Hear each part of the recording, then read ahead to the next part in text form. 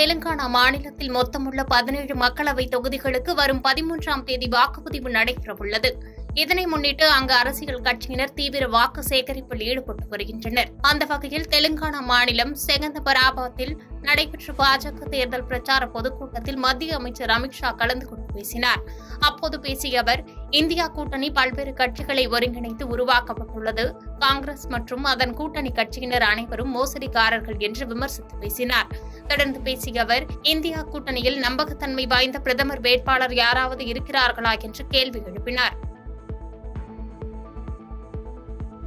கர்நாடக மாநிலம் ஹாவேரியில் பாஜக சார்பில் தேர்தல் பிரச்சார பொதுக்கூட்டம் நடைபெற்றது. இதில் கர்நாடக முன்னாள் முதலமைச்சரும் ஹடக் ஹாவேரி தொகுதி பாஜக வேட்பாளருமான பசவராஜ் பொம்மை கலந்து கொண்டு பேசினார். அப்போது பேசிய அவர், தற்போது நடைபெறும் தேர்தலின் முக்கியத்துவம் குறித்து வாக்காளர்கள் நன்றாக புரிந்து வைத்துள்ளனர் என்றும், பிரதமர் மோடியின் 10 ஆண்டுகால ஆட்சியை கருத்தில் கொண்டு சமூகத்தின் அனைத்து தரப்பு மக்களும் அவருக்கு ஆதரவு தெரிவிக்கின்றனர் என்றும் பேசினார்.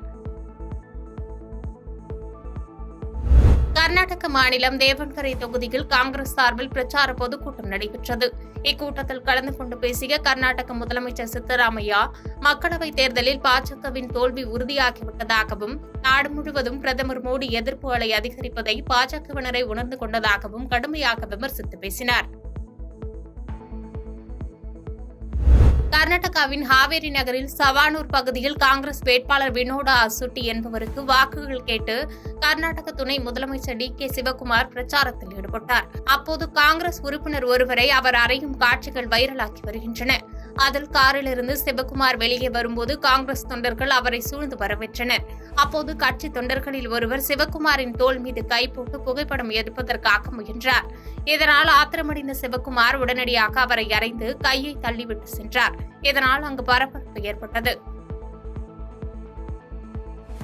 பாதகம் செய்பவரை கண்டால் நாம் பயங்கொள்ளலாகாது பாப்பா, மோதி மிதித்து விடு பாப்பா, அவர் முகத்தில் உமிழ்ந்து விடு பாப்பா. அண்மை செய்திகளை உடனுக்குடன் தெரிந்து கொள்ள இணைந்திருங்கள் இயம்நாடு தொலைக்காட்சியுடன்.